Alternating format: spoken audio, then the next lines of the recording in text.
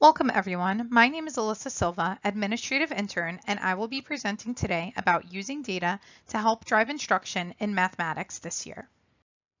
During our meeting today, we will discuss the following: the issues, goals, our school site, implementation, reality of this school year, data, the math pilot program, professional development, and goals for the future.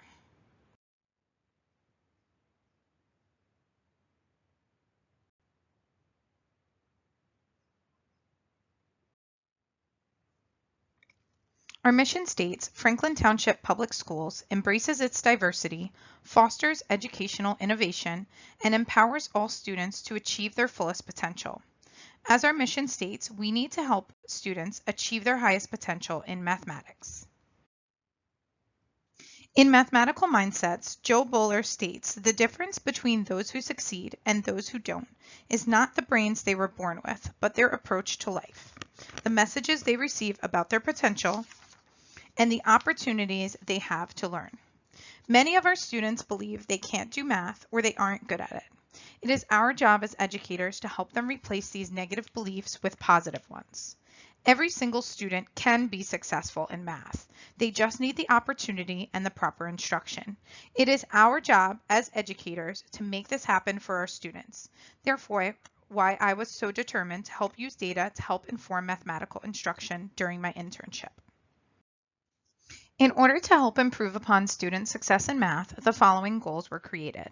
By October 2020, at least 95% of teachers will participate in at least one professional development workshop about assessments and utilizing data to drive instruction.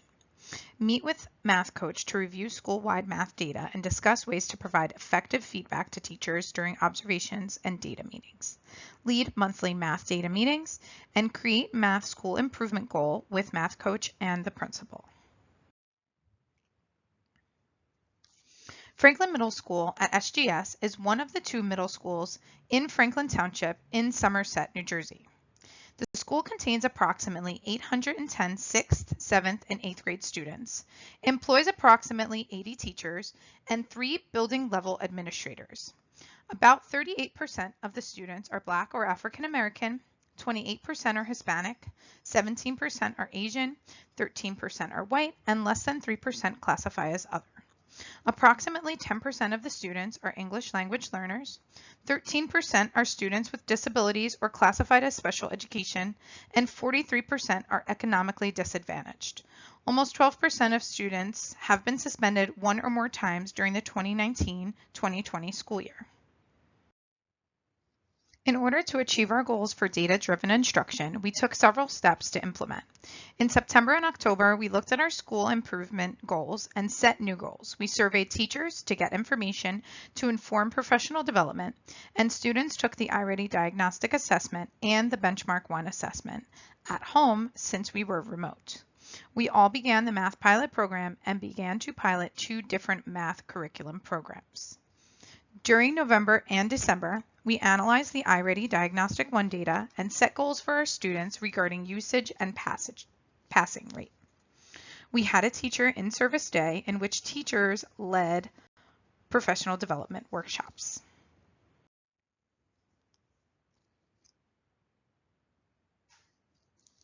In January, students took the iReady Diagnostic 2 assessment, and the School Improvement Committee met to look at data and set and adjust goals. In February and March, data meetings were held to look at iReady data from Diagnostic 1 and 2 and formative assessment data from teachers. Teachers set goals based on individual data, and the Math Pilot Committee began to create presentations to present to the entire math department. In April and May, the pilot presentations were held and teachers voted on a new math program for the 2021-2022 school year. Students will also take the iReady Diagnostic 3 and the final benchmark assessment. Based on this data, goals will be adjusted. In June, we will celebrate teacher and students' hard work and make plans for the next school year. To achieve our goals of creating data-driven instruction in math, we implemented the following: teacher surveys, a new math curriculum pilot, Pear Deck, a 1-year trial, professional development, both teacher and consultant led, monthly data discussions, positive rewards for student and teacher use of iReady, school improvement planning committee meetings. This school year was far from what we could consider a typical school year. When analyzing data, consider the following. Look for trends and insight in the data. When looking at iReady, instructional usages data is the most impactful. We need to monitor students' time on task and passing rate. Our goal is 45 minutes per week and scores at 70% or higher. We also want to utilize technology to help with formative assessments with applications such as Google Classroom, Jamboard, Pear Deck, etc. When looking at iReady data, some data was not consistent with usual expectations due to at-home testing. Many students declined or scores reversed due to testing conditions. Not all students are present in Zoom on a daily basis. We have learned a great deal from this unique year. We learned that data is not the end-all be-all. Data is a tool that is used to help drive instruction and improve upon student achievement. Students' social and emotional needs are a priority. Our students need to feel safe, happy, and comfortable in order to learn. Make an effort to involve families. Monitor student data and make adjustments as needed. And also, teachers need support. Consider the following when looking at iReady data. Score reversals. Several possible scenarios could lead to a score reversal on the second diagnostic assessment. The following factors are some of the most common that can cause an unexpected student score.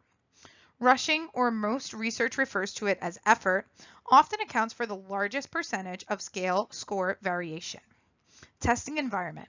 Diagnostic 1 and 2 were taken at home when we were fully remote. Some students will take Diagnostic 3 at school, while others will also take it at home. Score variations may fall within the standard error of measurement of the assessment. Students may have a lack of content mastery that contributes to their score.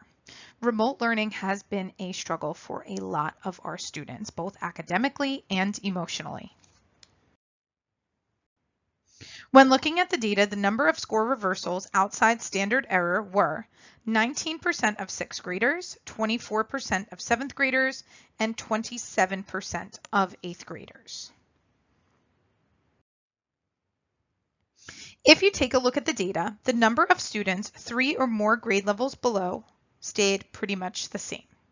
The number of students 2 grade levels below decreased from fall to winter.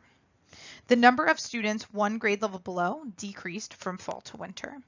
And the number of students that were on early grade level or mid grade level or above have increased from fall to winter.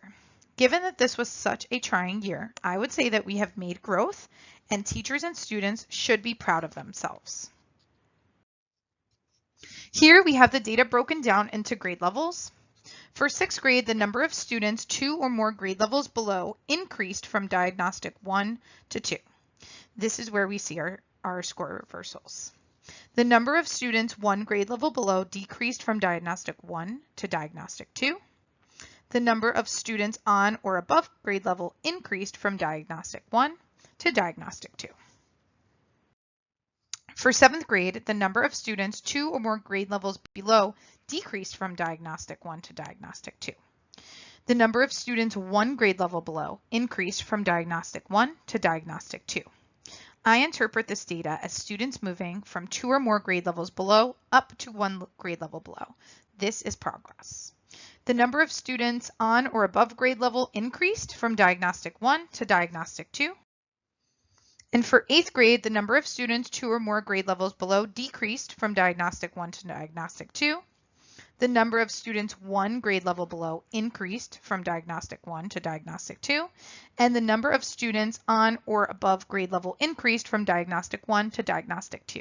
I would say that the 8th grade is making great progress.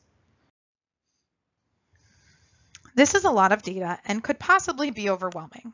Our next steps include monthly data meetings, identifying students with high mastery and high growth, high mastery and low growth, low mastery and high growth, low mastery and low growth, Target and individualize students' instructions. For example, first focus on the students that have low mastery and high growth and work with them on targeting grade level standards. Reward students for 45 minutes and passing lessons on iReady. Celebrate the success of students and teachers. They are working hard and deserve to be recognized. Here we have the District Math Benchmark 1 data. When looking at this data, please keep in mind Benchmark 1 is a pre-assessment. For example, the 6th grade Benchmark 1 has all of 6th grade standards that students should have mastery with by the end of 6th grade. We give this assessment at the beginning of the year and at the end of the year to track growth. Ideally, we would love to see that all students meet or exceed proficiency by the end of the year. Realistically, if students grow to 2 steps, that is good progress. In 6th grade, we have 34%. And in the 7th grade, we have 32% partially meeting mastery on Benchmark 1. This is a good group to check in on. The bubble group is also a group that is just on the cusp of meeting the standards. In 8th grade, we see a bit of a change in the data as compared to the 6th and 7th grade data. 53% of 8th graders are partially meeting mastery and 27% are approaching. Once we switched to remote learning, I wanted to find an easier way to continue formative assessment and allow teachers to collect data on a daily basis. After discovering the program, I wanted to share it with everyone to help change the way we were using data during remote learning. Peer Deck is a program that allows teachers to use formative assessment and collect data within seconds. Teachers are able to give written feedback and also display student work anonymously, which leads to deeper mathematical discussions. The Immersive Reader program is a service that encourages reading and improves comprehension. Students can activate multisensory, multilingual learning techniques like having text read aloud or translated into different languages. This is great for our ELL population. They can also highlight specific lines of text, changing fonts and sizes to improve readability, and even visualizing word meanings through illustrations. Teachers are also able to use quick little temperature checks and ask students about what is filling their buckets and what is draining them. This allows teachers to modify instruction and interaction on the spot depending on how students are feeling that day. Here is an example of how a teacher can ask a question and see all student responses in real time. If the teacher clicks on the little thought bubble on the bottom right, he or she can leave direct feedback for the student.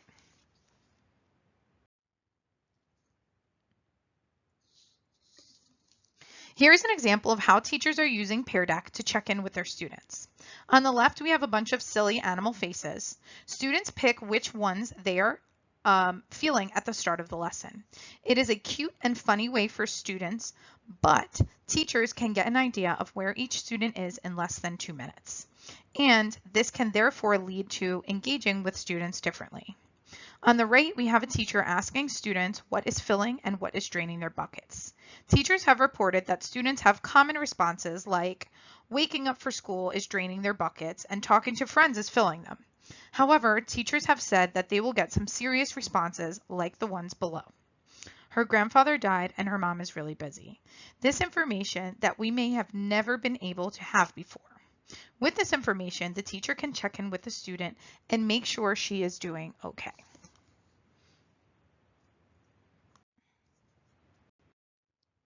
This school year, the math department piloted 2 different math curriculums. Teachers applied and were selected to be on the pilot planning committee. Every middle school teacher was given one of the 2 programs to pilot. The pilot committee would meet monthly to discuss the programs and to get to know the other program as well. Each group presented a presentation based on the following criteria: planning, assessments, student participation and engagement, and teacher supports to provide information to families and parents. After the presentations, teachers voted using an anonymous Google form. Here are the results of the vote. 80% of teachers voted for Envision's math curriculum as opposed to Ready math curriculum. When polled, the majority of teachers found the pilot beneficial given that textbooks last year were cut to one class set. A teacher stated, piloting a new program during a pandemic was not smart. Finally, utilizing a textbook was a relief. To help meet our goals in math, teachers took surveys and were provided with the following professional development opportunities this year. Ready Math and Envisions training, teacher-led PDs, Peer Deck, which was formative assessment and engagement training, iReady, data, and 3-act math tasks. In a recent survey, I asked teachers which professional development workshops they found most beneficial this year. 44% of teachers said teacher-led PDs, 44% said both teacher-led PDs and outside consultant PDs, 11% said neither, and no teachers said that they found solely outside PDs beneficial. One teacher said, I enjoyed learning about Peer Deck because it was a useful new tool to collect data on the spot. I learned what was beneficial for my students. Another stated, the 3X small group math workshops were good by grade level and special education team. I also liked the district choice PDs that were led by district teachers. Since we are a Title I school district, we use Title I funding to provide the following intervention programs. Title I Tutorial Math is a 1-day-a-week, 45-minute session tutorial program. These students are bubble cusp students performing close to grade level, approximately 1 to 2 grade levels below. The purpose of this tutorial is to help students with basic math concepts. Based on data from their last NJSLA and benchmark data, these students came close to meeting grade level standards.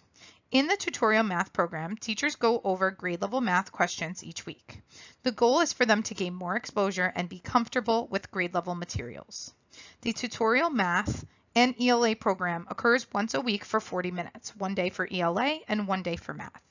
The goal is to close the gaps and help students understand topics in math that they aren't proficient in. iReady diagnostics are used to show growth. Here are our goals for the future. By the end of marking period 4, we'd like 80% of students to achieve a minimum of 2% growth on the iReady Diagnostic 3 assessment.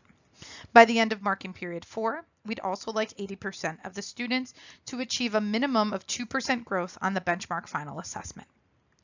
We will continue to improve upon professional development through surveys and alignment with our mission and vision.